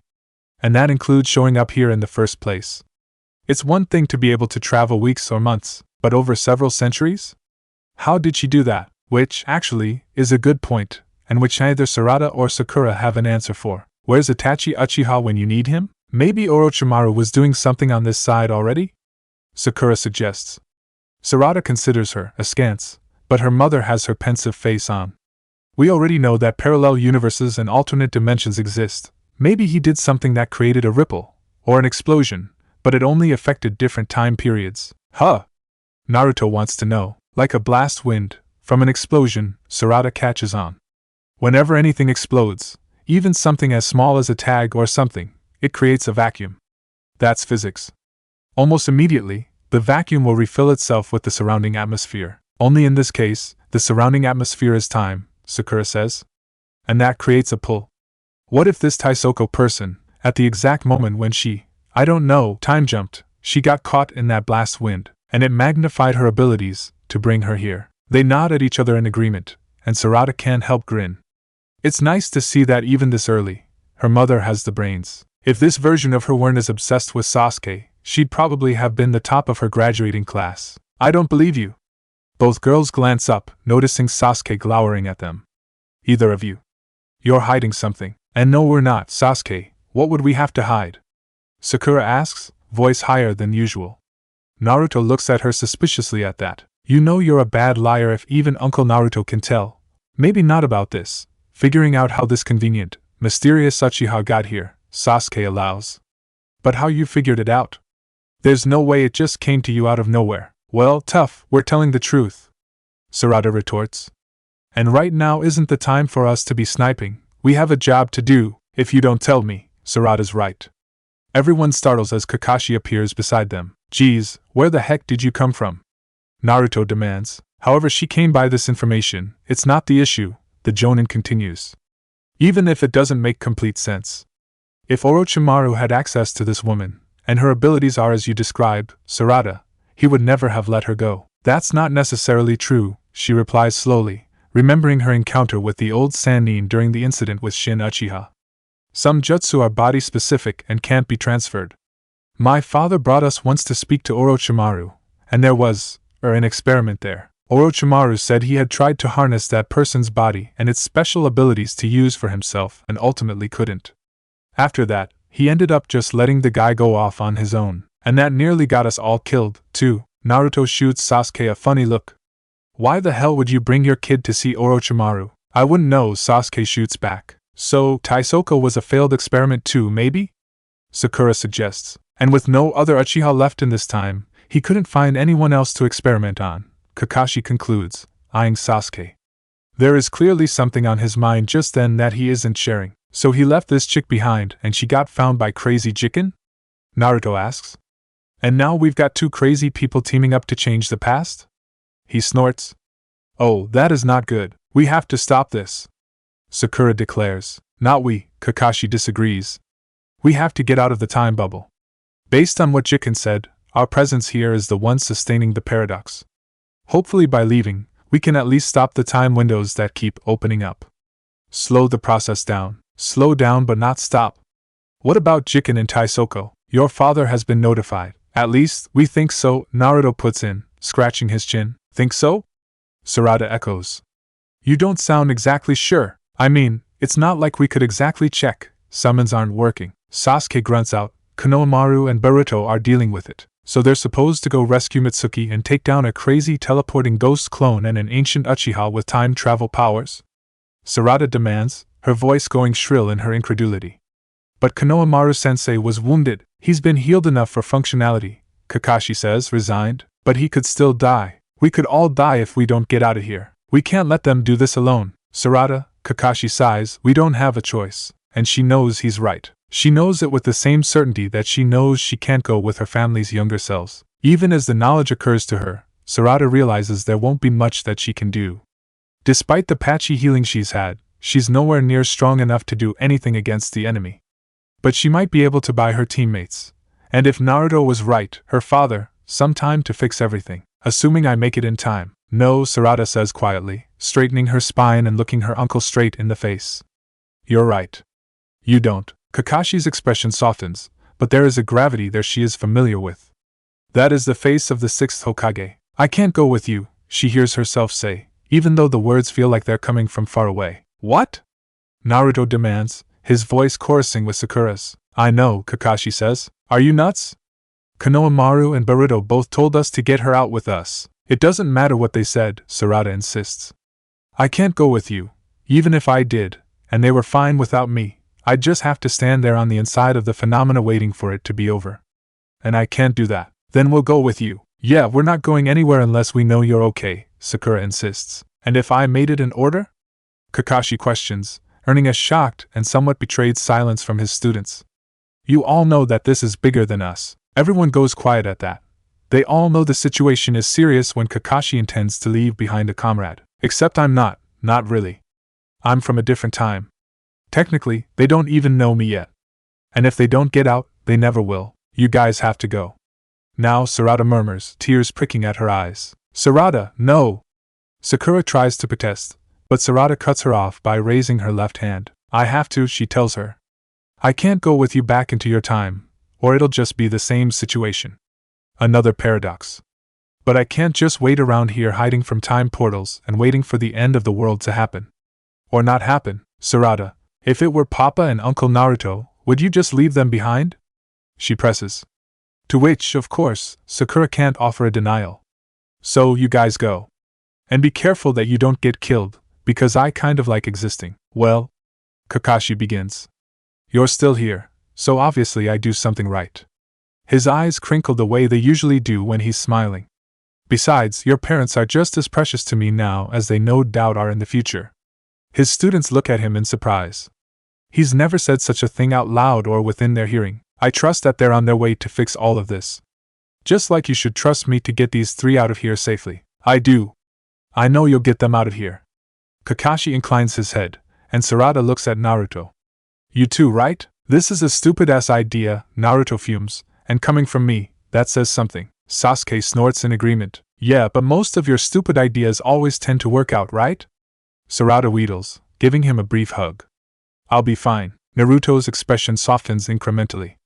Yeah, besides, someone has to make sure Boruto doesn't try something ridiculous, like using the sexy jutsu on Taisoko. TCH. No one could be that stupid, even with half this idiot's DNA, Sasuke mutters. Sarada forestalls any retribution for that comment by giving Naruto a brief hug, then turns to her mother. Bye, Mama, Sarada says, offering a tentative smile. It feels really weird to hear that, Sakura admits, sniffing a little. She's trying as hard as Sarada to hold back tears. You think it's weird? My mother's 13, Sarada laughs bitterly. I guess I'll get used to it one day, Sakura says, reaching out to hug Sarada. It's not the usual bone-cracking strength, but enough to make Sarada wince. You be careful, and go kick some ass, Shinaro. Yeah. Sarada agrees, pulling away. She faces Sasuke, who is watching the girls interchange uncomfortably. This entire time he has been holding himself back from them, like he is afraid to interact with either of them. Now that it's time to say goodbye, he looks like he wants to say something but can't figure out how to form the words. Some things never change. She decides to give him an out. Taking a few steps forward, until she is about a foot away, she puts one hand on her hips. You and I still have a lot to talk about, she tells him. He evidently doesn't know what to say about that, because he crosses his arms and grunts, HM. Sarada beams. Next time, she promises, and then reaches out and taps his forehead with 2 fingers. Sasuke makes a startled noise, recoiling a bit, and his eyes bulge. Why did you do that? He chokes out, clutching his hands into fists so tight that his knuckles show through bone white. Sakura and Naruto make inquisitive noises, not understanding the significance of the gesture. Kakashi, however, looks as if he recognizes it. You always do it. Whenever you have to leave us behind, Sarada tells him. Do you know what that means? He rasps, all confusion and wrong-footedness. Even though this isn't the exact reaction she expected, she now understands it. Because to her father, the only person who would make such a gesture is her uncle Itachi. Instead of opening up that venue of conversation, however, Sarada only smiles. It means what it always means, she tells him. And you can take that however you want. Squaring her shoulder, Sarada turns away from her once and present family, and takes a deep breath. Then, before they can change her mind, she takes off into the darkness. Afterward, the journey back to the edge of the time bubble is unnaturally silent. As they dart through the trees, Kakashi risks a glance back at the kids, partially to ensure they are still following and partially to assess if they are alright. Saying goodbye to Sarada and running away from a fight are decisions that no one is happy about, himself included. For once, Sakura and Sasuke mirror each other's expressions, both lost in convoluted thoughts. Sakura's worry and agitation grow more noticeable every passing second, but clearly not for herself. Kakashi has only ever seen her like this when one, or all, of the team is in danger. Unlike her teammates, Sakura doesn't concern herself with winning or losing fights, as much as with the well-being of others. That the other in this case is her daughter is only ancillary. Sasuke, meanwhile, is still deciphering the meaning behind his future child's words and that final farewell gesture. There's no reason that the girl should know what it means, no logical explanation he can come up with as to why his future self would pass that on to his daughter. Experiencing the feel of fingers tapping his brow, from someone other than Itachi, is confusing and painful and yet somehow reassuring. Throughout all of this, Naruto's silence is probably the most uncharacteristic. The boy never has a problem expressing his agreement or disagreement on matters, and in such a situation, he should be raging. From the redness of his cheeks and the general tension of his shoulders, that situation isn't necessarily foregone, either. Kakashi wonders if they will make it out of the time bubble before one of the kids blow. When the whiskered boy lets out an aggravated howl of disgust, Kakashi sighs. Of course, we won't make it out without incident. Because things haven't gone smoothly since I got assigned this group. Arg. This is complete crap. Naruto yells furiously, even though thankfully he doesn't slow his pace. What the hell are we doing? You know what we're doing, Kakashi points out, slowing only enough to be within reaching distance should he have to grab the kid. Oh, come on! Didn't anyone else find it weird how pushy Jiken was about trying to get us to leave? Maybe it was to trick us, like he was worried we'd make a difference if we stayed. Our presence here only makes the paradox worse.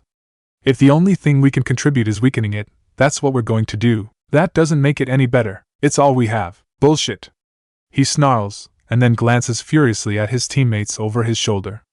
Are you too stupid? That's your kid, Naruto. We're just going to let her walk off into the unknown. And everyone's just okay with it? Did I miss something here? Of course we're not okay with it, Naruto, Sakura begins, her voice tight like she's struggling not to cry or yell. Or both. Naruto turns his attention on Sasuke. What happened to being so determined to find her again, hey, bastard? He goes on, probably not liking the fact he's upset Sakura. Sasuke is an easier, more familiar target. You didn't care so much about getting out of here before. We didn't know she was alive, Sasuke bites out. And don't act like you're the better one here. You left Boruto behind with nothing but a fist bump. That was before I knew there was some kind of crazy, time-traveling broad from your family involved. Sasuke clenches his teeth but ignores that. When he doesn't take the bait, Naruto presses his luck. Even if she wasn't your kid, even if she was just a stranger, we're supposed to help people who are in trouble. But she is your kid, which is why you definitely shouldn't leave her behind. Stop talking, Sasuke orders, warning in his words, but Naruto continues. Parents shouldn't leave their kids, believe it.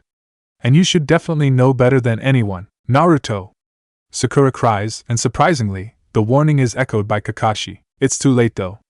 Sasuke has let out an angry snarl and turned in midair to throw himself at Naruto, knocking him into him mid-leap. The unspoken rule since their team was formed is to never mention Sasuke's family to him. In all their altercations, Naruto has never stooped to that level, likely because of his own status as an orphan. He is truly upset, and likely at himself as well, if he's dared to bring that up now. The boys hit the forest floor below. Sasuke rolls them over until he's sitting on Naruto's chest, hauling back and driving a fist into his jaw. As he hauls back to do it again, Naruto spits a wordless curse at him and frees a hand, shoving a hand into Sasuke's throat to keep him at bay. It devolves into a tangle of limbs then, the boys fighting and scrapping angrily with one another. They are in too close quarters for either of them to activate any abilities, but it appears this fight isn't about proving who is better for once. It's just an angry, frustrated brawl of biting and clawing, two kids who have no other outlet but this one in the face of an inexplicable dilemma. Kakashi and Sakura land beside them, and with practiced ease the Jonin grabs Sasuke and pulls him off Naruto. As he opens his mouth to deliver an unimpressed reprimand to the boys, Naruto jumps to his feet and tries to land another swing. Only instead of connecting with Sasuke's jaw, it plows into Sakura's. Sarada feels like throwing up. Unlike what she pretended to her parents and uncles, she is terrified. She has no clue what she's supposed to do once she reaches her destination, despite the vague suggestion from her uncle. Even as she speeds toward the center of the phenomenon, mentally keeping track of how far she has run and how far she still should go, she wishes she had another plan. For all she knows, she's running towards her death. The forest valley that flies by in her periphery is slowly lit by light on the horizon. Dawn is breaking, and she wonders dimly if the time phenomenon is visible from Konoha yet. Hers or her parents'. On the tail of that thought is the worry that her parents' past versions haven't made it out yet, or worse, that the present versions of her father and Uncle Naruto haven't made it through, or aren't coming. She doesn't have the chance to panic at this thought before something large and snarling drops out in front of her. Sarada staggers back a few steps to orient herself, in a split second taking in her attacker. It resembles a two-legged, upright lizard, half as tall as Sarada and 6 feet long from snout to tail. Reddish stripes, like dried blood, crisscross a hide made of a bizarre amalgamation of scales and feathers. What the growling, hissing creature ducks its muscular neck down and forward, jaws wide, and no animal should have that many teeth, then throws itself forward, the large, sickle-shaped claw on its foot slashing at Sarada. She barely moves out of the way in time, still close enough to smell the foul breath of a carnivore as they avoid each other in the air. The creature, dinosaur, her disbelieving mind supplies, needs a moment to reorient itself, and Sarada takes immediate advantage. She can't afford having her guts slashed out right now, or attempt to fight it off. Ignoring the excruciating pain from her broken hand, she forms the hand signs and channels as much chakra as possible, stopping only once it reaches the sweet spot between her chest and mouth.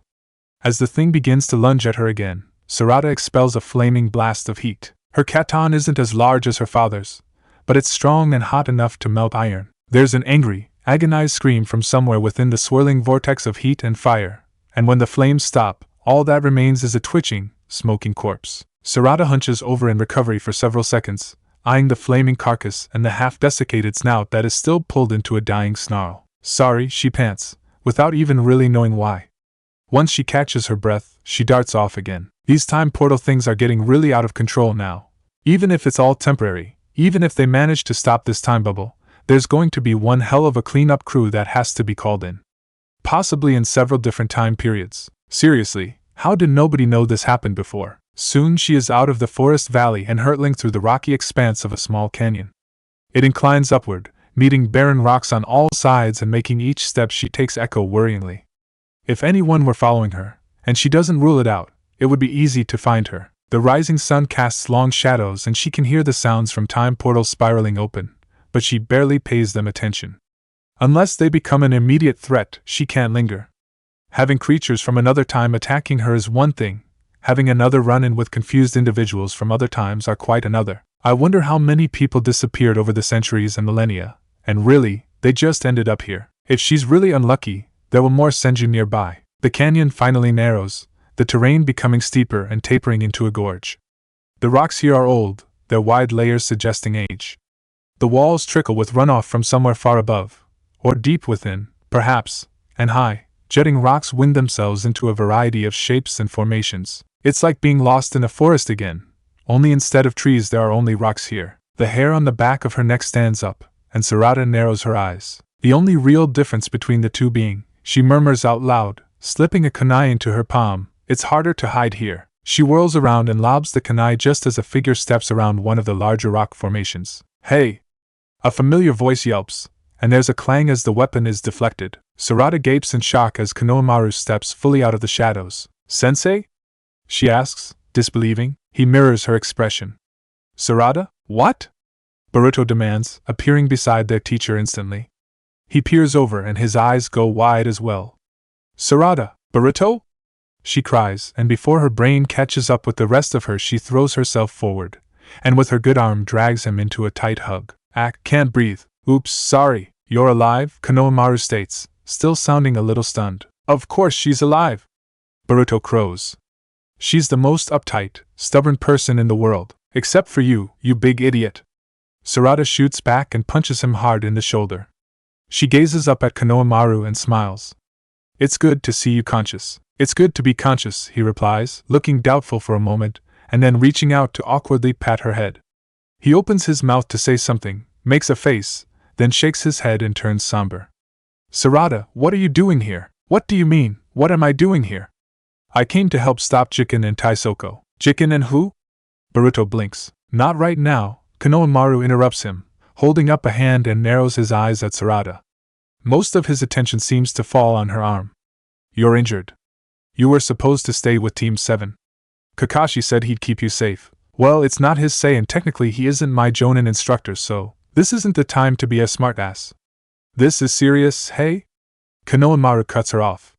None of us are in prime condition right now, Sarada. She shrinks back a moment, looking at him closer, that he is pale and still has the greenish look of someone who is seconds from throwing up. Although she can see his shoulder is bandaged through the gaping wound in his shirt, there's still something wrong with the wound. The spindly green veins from before have started to teach up his throat. The poison's still in your system, she realizes. Yeah, it is, he says seriously. I've got enough strength for a few hours maybe, but after that I'm done. And you're crippled right now. Boruto's eventually going to run out of chakra with the amount of shadow clones he's been using today, and Mitsuki's missing. Beyond that, even if we were all in prime condition, this mission's far above any we've ever done together. So who the hell else is going to do it? She shoots back. Our parents saved the world, and they're not here, so it's our job. Yeah. Boruto chimes in. And if you or Uncle Kakashi don't like it, you can stick it where the sun don't shine. Konohamaru blinks at the two of them and sighs. I don't know what's more annoying, when you two are fighting or when you agree. Sarada opens her mouth. Don't. That wasn't a question. He sighs. Alright, let's do this. We can fill you in on what we've learned so far, and you can tell us who the hell Taisoko is, Boruto adds. They set off together, continuing in the direction Sarada was headed in before. Konohamaru and Boruto don't have much new information to give her. Team 7 covered all the major points. But they both curse when Sarada gives them the vague and so far speculative ideas about Taisoko Uchiha. Boruto lets out an aggravated growl, grabbing his hair in frustration. Do we even have a plan for all this? I mean, we've got a psycho teleporter who's already taken all of us out at one point, plus an ancient time traveler / goddess. We know at least one of them has a curse seal, and if the other one does, what the hell are we supposed to do? Jiken might be a teleporter, but even a curse seal has its drawbacks, Konohamaru says quietly, studying their surroundings with a weather eye. Although Sarada is pretty sure they're near the center of the time bubble now, there's no indication in the barren rocks' faces or in the ground that there's somewhere Jiken could hold up. She sees no footprints, and even with her Sharingan active there's no sign of genjutsu. Also, if you use it too much, it makes you weak once it wears off, she adds absently. And considering how much energy teleportation already takes, Konohamaru muses, that gives us a plan right there. Our big idea is to tire him out and then strike? Boruto inquires, then smirks. So, shadow clones then. Check. What about Granny Uchiha? We have to take her eyes, Sarada explains grimly. And possibly set her on fire. Her teacher and her friends stare at her. Do I want to know how you know that? Boruto asks. Probably not. Well, I do, Konohamaru says. Considering we're about to bet our lives on it. It's just, I got some unexpected advice, Sarada says, uncomfortable. From my dad's brother. Once again, they stare at her. Isn't he dead? Boruto wants to know, while Konohamaru demands sharply, you saw Itachi Uchiha? Yeah? Konohamaru's expression is utterly blank, but something steely glints in his eye. Right. Then the information is as good as we have. Wait, hold on, you're just gonna trust some advice she got from her dead uncle? He wasn't dead, he was as alive as you or me. He was just from the past. Itachi Uchiha was one of the greatest shinobi to ever come out of Konoha, Konohamaru states. You'll have to ask your folks for the details. Of course, Sarada mutters, but if he tells you to do something, you do it. You knew him? Sarada asks, surprised. No. I never met him. But I heard stories, and Naruto told me. He shakes his head. It doesn't matter. If Itachi Uchiha says we take this woman's eyes and torch her, that's what we do. Sarada crosses her arms. One day, I'm putting all of you old people in a room and getting you to tell me what the hell happened before we were born. I'll help, Boruto agrees. Yeah, you two sound very threatening and impressive, Konohamaru dismisses, and then suddenly yelps, and I ain't old. Sarada and Boruto shoot him unimpressed glances, and he composes himself. None of that matters though. Especially if we don't find where this Taisoko person is holed up. He gestures at their surroundings. The giant wall of rocks that towers over them has effectively created a dead end to their journey. I don't know about you guys, but there's nothing here that looks like a hidden entrance, or a base. And there's no sign of Jiken, which is seriously not a good thing. That means he's too busy destroying the world while you two are planning interrogation tactics. Yeah, well, maybe if you weren't so chatty. Boruto grumbles. You are supposed to be the adult here, Sarada reminds him. Konohamaru glares heavenward. No respect. After that, there isn't any more talk. The three of them split up, scouring the rocky outcroppings for any sign of a hidden base. Konohamaru busies himself with trying and failing to sense any large emissions of chakra. Boruto turns over rocks and stones, sifting through rubble for anything because they have no idea what they're even looking for. This would go faster with clones, he grumbles. We're planning a death match with the goddess, don't waste your energy, Sarada retorts, following Boruto's every movement. While his searching is cursory, she might be able to pick up details that he can't. Wait, there's an unexpected flash of color against the dull rocks to her left. Taking a second look, she realizes it's not just color. It's writing. Hey, look at this! She calls out, backing up a little to see how much of it there is. Look at what? The writing, over here. I just see rock, Boruto states. I think you need to have a Sharingan to see this, Konohamaru says dryly. That makes sense, Sarada agrees.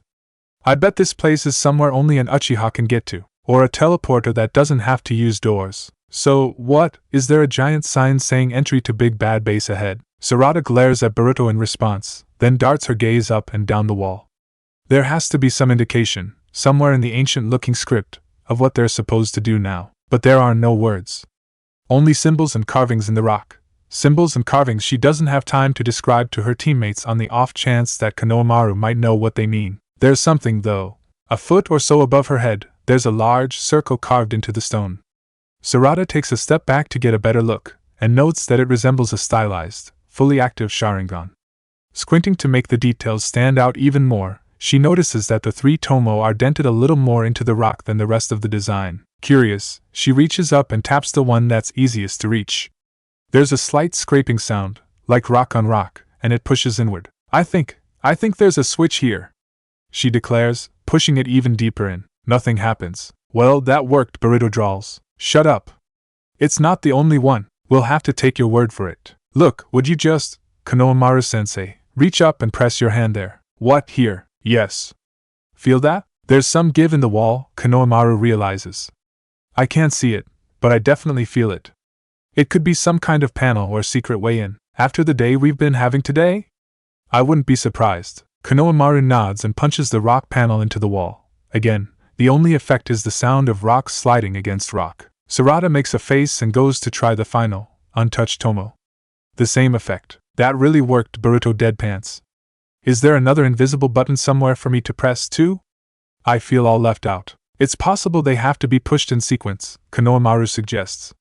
A lot of old warding stones work that way. It's worth a try, and with a little bit of direction, she and Konohamaru try pushing the tomo panels in every possible sequence. Still nothing. Yeah, that worked great, Boruto rolls his eyes. How about next we press them all at once and hope for the best? Come on, guys, this is a total waste of time. We might as well just walk up the cliff and see if there's anything. Hey, put your hand here, Sarada demands, pressing his palm against the third tomo impression, and then putting her own over the one she first touched. Alright, on three, we'll press them all, see if that works, and if it doesn't, then we'll try something else. Now come on, Boruto huffs, but offers no more argument. As soon as all of their hands are in place, Sarada gives the signal. They press the stone panels into the wall, and then, clunk! The rock-on-rock sound is joined by a sound like tumblers sliding into place, and the ground beneath them begins to rumble. Get back! Konohamaru orders, waving his students behind him. They all gaze up in front of them in surprise. Cracks split and scatter all the way up the rock face, emitting tiny splinters of light as it happens. The flat space of wall that they stand in front of begins to slide back, as if drawn by some invisible mechanism. A giant doorway appears, leading into the inky black darkness that can only be another tunnel. The upper frame of the entrance is marked by a carved Uchiha. I can't believe that worked, Sarada and Boruto chorus as the dust settles, exchanging nonplussed glances. The world stops shaking eventually, leaving them, the three of them, facing the interior of the mountain before them. Don't take this the wrong way, Sarada, Konohamaru begins, scratching the back of his head, but your family creeps me out, you know?